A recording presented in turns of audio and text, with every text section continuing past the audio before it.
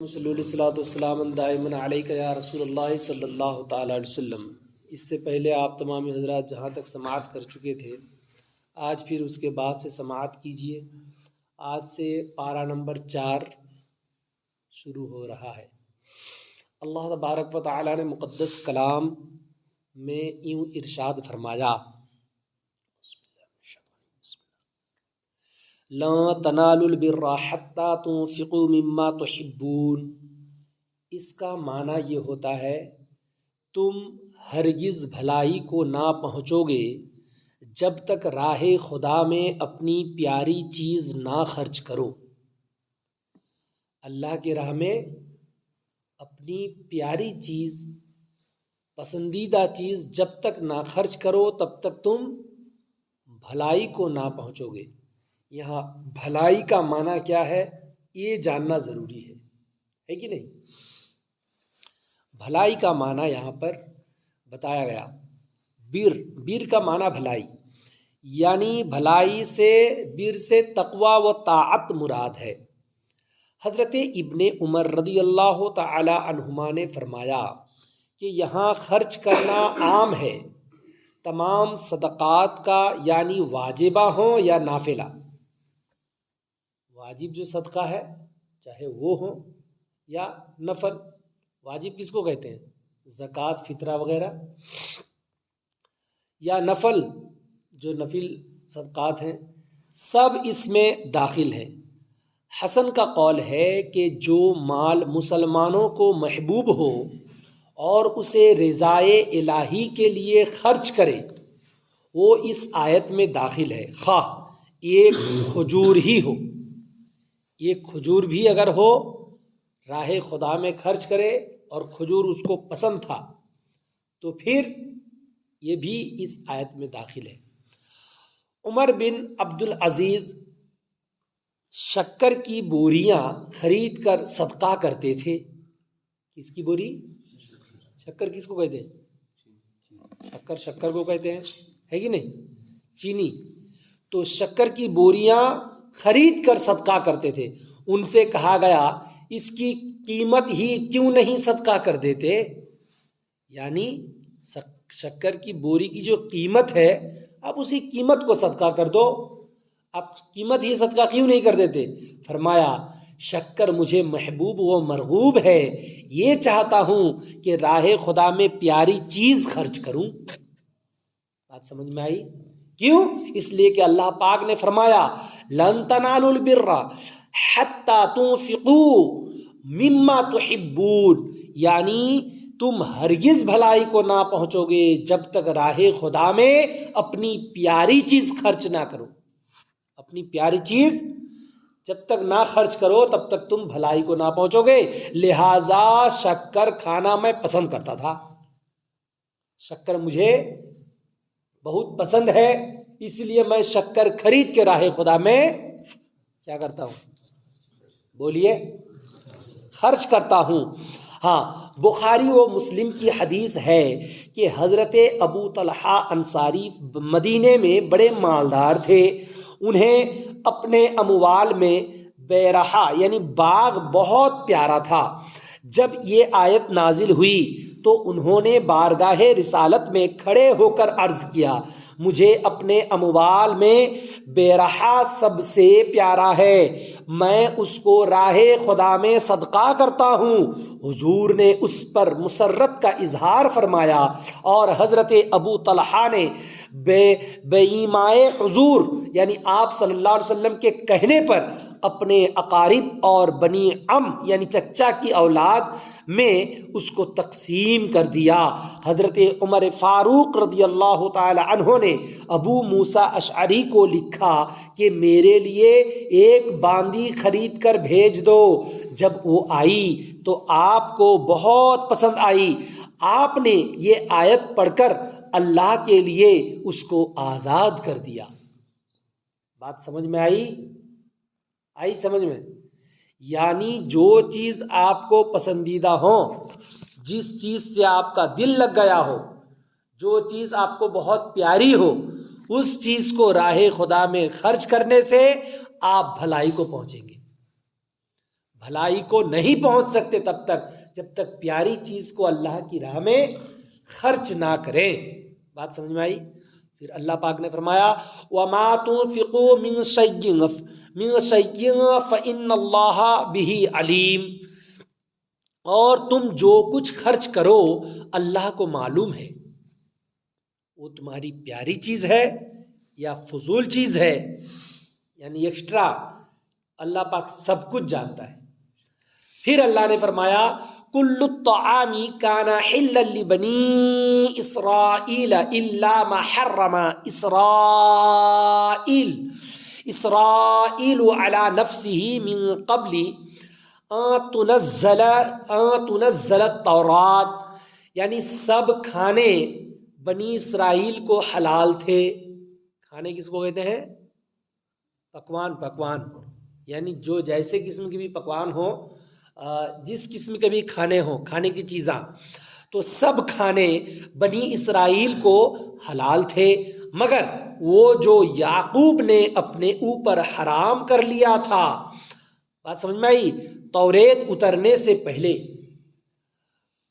قل فأتوا بالتوراۃ فاتلوها ان کنتم صادقین، تو تم فرماؤ، یعنی اے میرے محبوب تم فرماؤ توریت لا کر پڑھو اگر سچے ہو۔ بات سمجھ میں آئی؟ توریت لا کر پڑھو اگر سچے ہو۔ شان نزول سنیے، یہود نے سید عالم صلی اللہ علیہ وسلم سے کہا کہ حضور اپنے آپ کو ملت ابراہیمی پر خیال کرتے ہیں، باوجود کہ حضرت ابراہیم علیہ السلام اونٹ کا گوشت اور دودھ نہیں کھاتے تھے۔ حضرت ابراہیم کیا نہیں کھاتے تھے؟ اونٹ کا گوشت بھی اور دودھ بھی نہیں کھاتے تھے، تو آپ ملت ابراہیمی پر کیسے ہوئے؟ کیوں؟ اس لیے کہ حضور نے فرمایا کہ یہ چیزیں حضرت ابراہیم پر حلال تھیں، یہود کہنے لگے کہ یہ حضرت نوح پر بھی حرام تھیں، حضرت ابراہیم پر بھی حرام تھیں، اور ہم تک حرام ہی چلی آئیں۔ اس پر اللہ تبارک و تعالیٰ نے یہ آیت نازل فرمائی اور بتایا گیا کہ یہود کا یہ دعویٰ غلط ہے، بلکہ یہ چیزیں حضرت ابراہیم و اسماعیل و اسحاق و یعقوب پر حلال تھیں۔ بات سمجھ میں آئی؟ حلال تھیں۔ حضرت یعقوب نے کسی سبب سے ان کو اپنے اوپر حرام فرمایا اور یہ حرمت ان کی اولاد میں باقی رہی، یہود نے اس کا انکار کیا، تو حضور صلی اللہ تعالی علیہ وسلم نے فرمایا کہ توریت اس مضمون پر ناطق ہے، اگر تمہیں انکار ہے تو توریت لاؤ۔ اس پر یہود کو اپنی فضیحت و رسوائی کا خوف ہوا اور وہ توریت نہ لا سکے۔ بات سمجھ میں آئی؟ کیوں؟ اس لیے کہ یہودی لوگ جو ہیں یہ لوگ اپنے من کی باتیں کرتے ہیں، کتاب کی باتیں نہیں کرتے۔ بات سمجھ میں آئی؟ تو ان کا کذب ظاہر ہو گیا اور انہیں شرمندگی اٹھانی پڑی۔ یہ یہود لوگ کیسے تھے؟ یہ لوگ کتاب میں جو حکم ان لوگوں کو بھاری محسوس ہوتا، گرا محسوس ہوتا، اس حکم کو کاٹ کے نکال دیتے، اس جگہ میں اپنی مرضی اور اپنے ہاتھ سے کچھ لکھ دیتے۔ بات سمجھ میں آئی؟ یہ تو پہلے ہی آپ لوگ سن چکے ہیں۔ جیسے فجر کی نماز پڑھنا فرض ہے کہ نہیں؟ فجر کی نماز پڑھنا فرض ہے۔ اب ان لوگوں، مثال کے طور پہ میں بول رہا ہوں، اگر ان لوگوں پر فجر کی نماز فرض ہوتی تو وہ لوگ فجر کی نماز جہاں پہ فرض لکھا ہے اس کو کاٹ کے نکال دیتے، وہاں پہ گھما کے لکھ دیتے فجر میں سونا فرض ہے۔ مطلب وہ اپنی مرضی کے مطابق لکھتے تھے، وہ اپنی مرضی سے وہ طبیعت کو ہی سب کچھ سمجھتے، شریعت کو کیا بھی نہیں سمجھتے تھے۔ بات سمجھ میں آئی؟ تو اسی لیے وہ لوگ سب کے سب تباہ و برباد ہوئے۔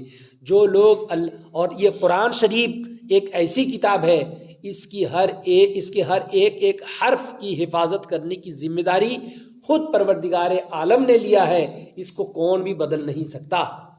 آسمانی کتاب جیسے توریت، انجیل وغیرہ میں لوگوں نے رد و بدل کر دیا ہے، یہ قرآن شریف میں کون بھی قیامت تک کبھی بھی اس میں نہیں کر سکتا۔ بات سمجھ میں آئی؟ تو ان لوگوں کو جب بتایا گیا تم لوگ جا کے کتاب دیکھو توریت میں کیا لکھا ہے، تو وہ لوگ توریت اور کون بھی لینے کو نہیں گئے. کیوں؟ اس لیے کہ لوگ سمجھ گئے کہ پول کھل کے رہ جائے گا. تو سارے کے سارے لوگ شرمندگی اٹھائے، شرمندہ ہوئے. فائدہ اس سے ثابت ہوا کہ پچھلی شریعتوں میں احکام منسوخ ہوتے تھے، اس میں یہود کا رد ہے جو نسخ کے قائل نہ تھے. اچھا، نسخ کس کو کہتے ہیں؟ ناسخ و منسوخ قرآن شریف میں ایک چیز ہے، شریعت میں ایک چیز ہے. ناسخ و منسوخ اور نسخ یہ کس کو کہتے ہیں؟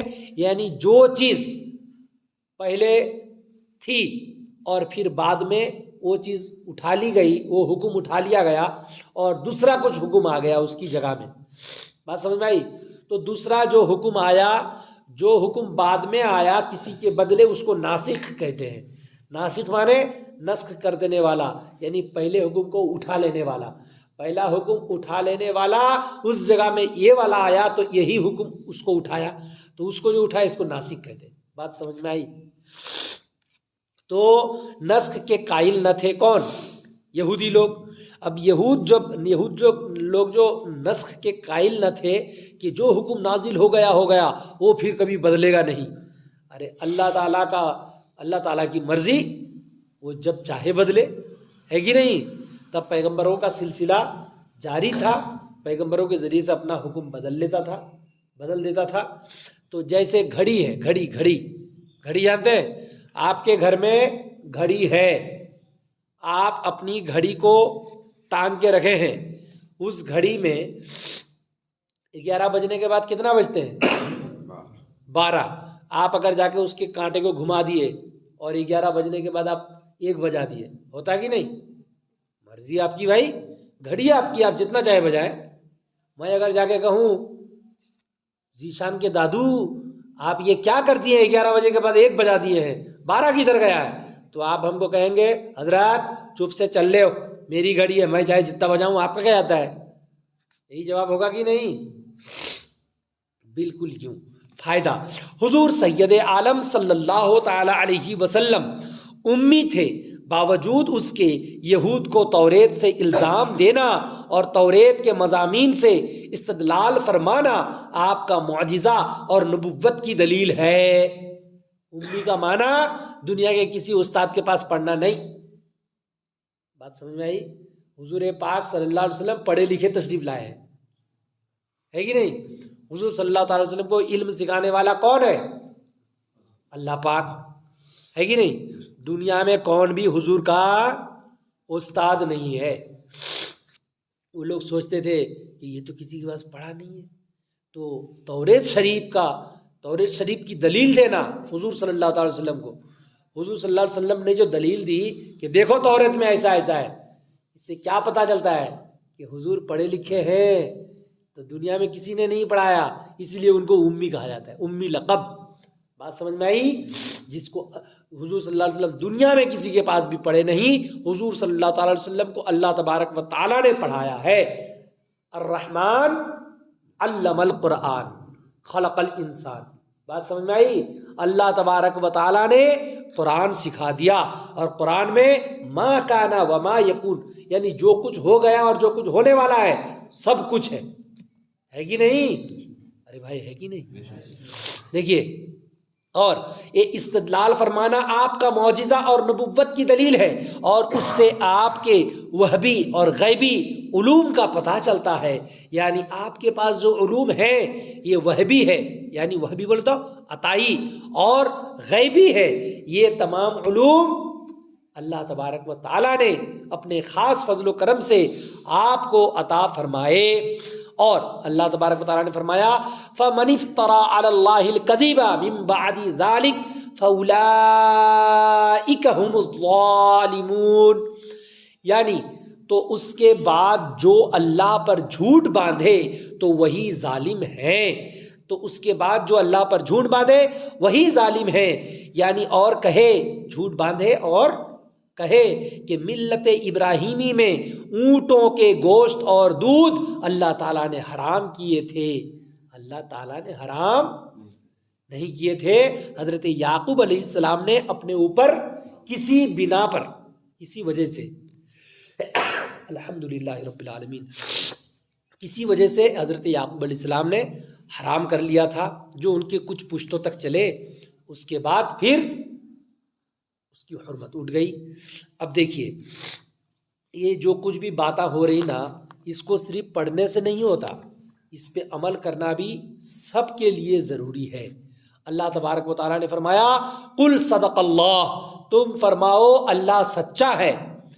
فاتبعوا ملت ابراہیم حنیفا، تو ابراہیم کے دین پر چلو جو ہر باطل سے جدا تھے، وما کان من المشرکین، اور شرک والوں میں نہ تھے، تو ہر باطل سے جدا تھے کہ وہی اسلام اور دین محمدی ہے، جو ہر باطل سے جدا ہے اور شرک والوں میں نہ تھے۔